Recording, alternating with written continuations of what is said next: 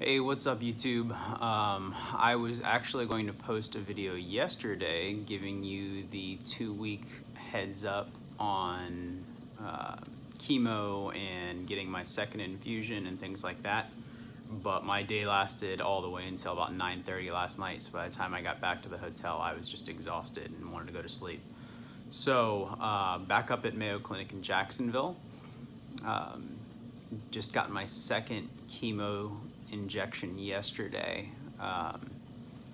The first infusion, the 2 weeks after, I gave you kind of like a couple day after heads up, and I wanted to give you the full 2 weeks. The second week was actually pretty good. I had one day that I felt a little out of it. Overall, the biggest side effect that I noticed from starting chemo is just some tiredness and some jaundice. All of my liver numbers kind of jumped. My bilirubin, which is what makes you jaundice, causes the yellows in your eyes and your skin and things like that, jumped from about a 2.7 all the way up to an 8.7, which is a large jump. Bilirubin makes you itchy, it makes you jaundice, things like that. I haven't noticed the itchiness as much as I expected I would.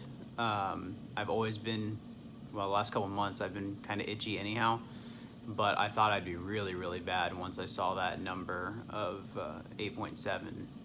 But it's not been so bad, but I can definitely tell the yellowness starting to come into my skin and in my eyes a lot worse.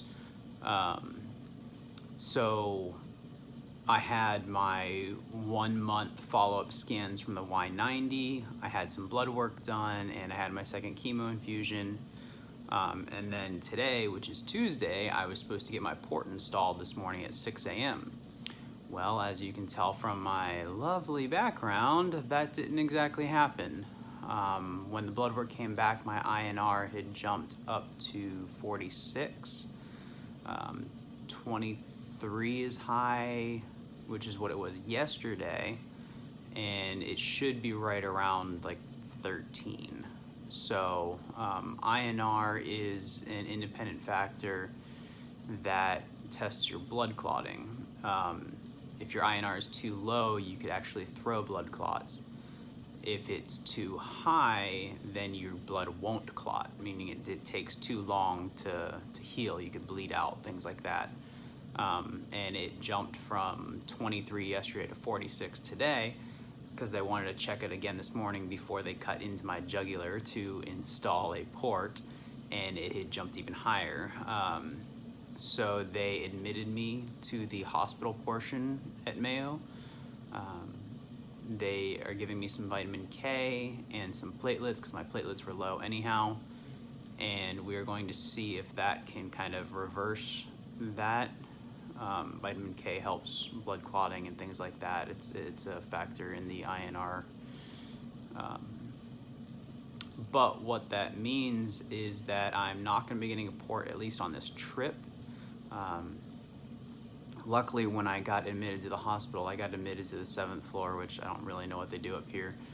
But my nurse practitioner saw my name come through admitting and from post-op liver care, and so she ran up here and stole my chart and told the whole floor that she's stealing me. And one of the liver doctors came in and said, hey, and it was really good to see some familiar faces. I've been seeing these guys for the last 18 years now, or something like that, since I was 16, yeah. So, last 18 years. And so they have been with me through every step of this, and they know me really, really well. And so it's good to see familiar faces. And, you know, I watched her get pregnant, and her kid's now 7. She's watched my wife get pregnant, and my kid's now 3. And so it's just good to have some family and some familiar faces up here. But so I'm kind of under their care right now. They are going to do an ultrasound. Sorry, I forgot everything they're trying to tell me. They're going to try to do an ultrasound to make sure that blood flow and everything is still good to the liver.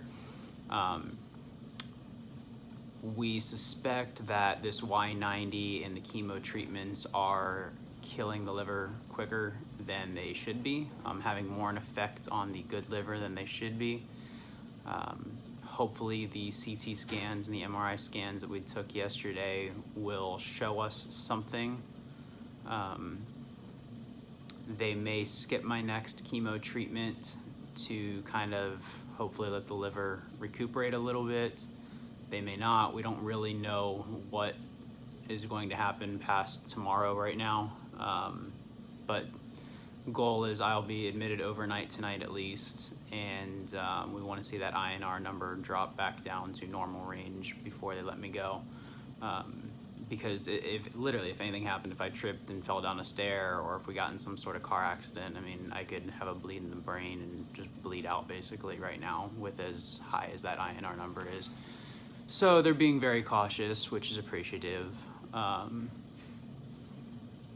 But it's shocking news. We didn't expect, anything really this side effect level to happen from the y90 and the chemo. It may change treatment plans a little bit. It may speed some things up. It may slow some things down. We really don't know what the next step is at this moment. But obviously the liver transplant team here is amazing. They're going to be talking to the oncology team here.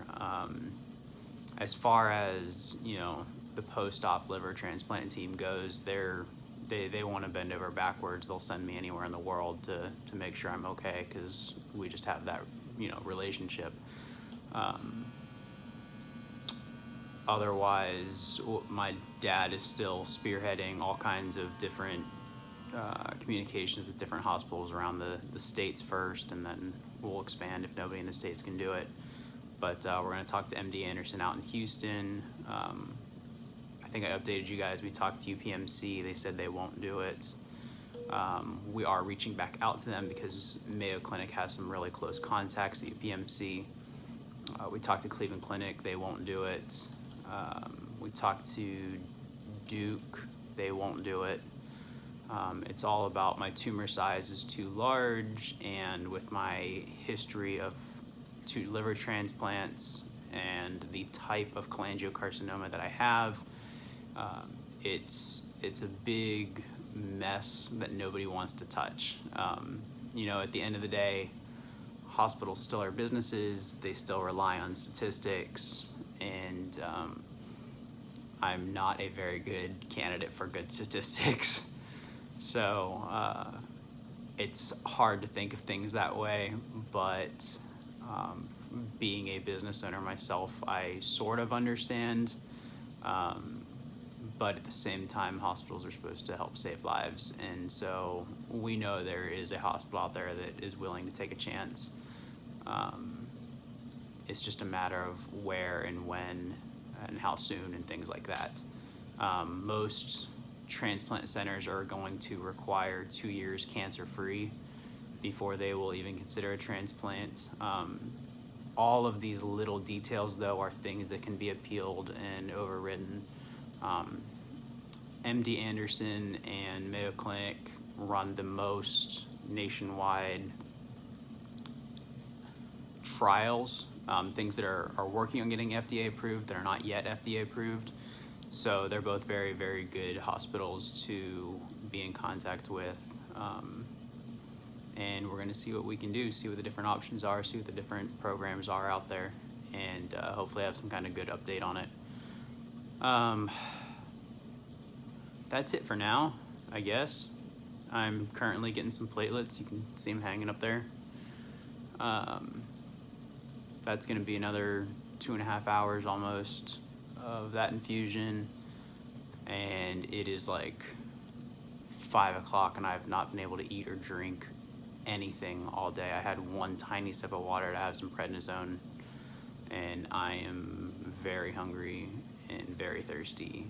I have a headache and dry mouth, and I just want food. So I'm probably going to take a nap to get my mind off of it, but I wanted to give you guys an update, and I will try to update you guys again tomorrow with at least whatever comes of this hospital admission. So hoping to get out of here tomorrow before 11 o'clock. I may be here another 2 days, who knows. But keep you guys updated. Thanks for watching. If you guys want to follow along on my journey, please consider subscribing to the channel. I have a weird medical history and it never seems to get easier. So anything I can do to help share information as I go, I want to go ahead and do that for you guys. So if you have any friends, families, relatives, acquaintances, anybody that happens to be going through any kind of liver disease, liver cancer, bile duct cancer, please share this channel with them. I want everybody to kind of know what to expect, how they're going to feel from a patient's perspective, rather than you may be sore for the next 24 to 48 hours that you hear from the doctor. I want you guys to get the real life. Hey, I was hunched over a toilet for 4 hours last night throwing up. I wasn't, but I want to give you guys the real life of what the things like this are. So please consider subscribing to the channel. Hit that bell notification for when new videos come out, and I will keep you guys updated. Thanks, appreciate it.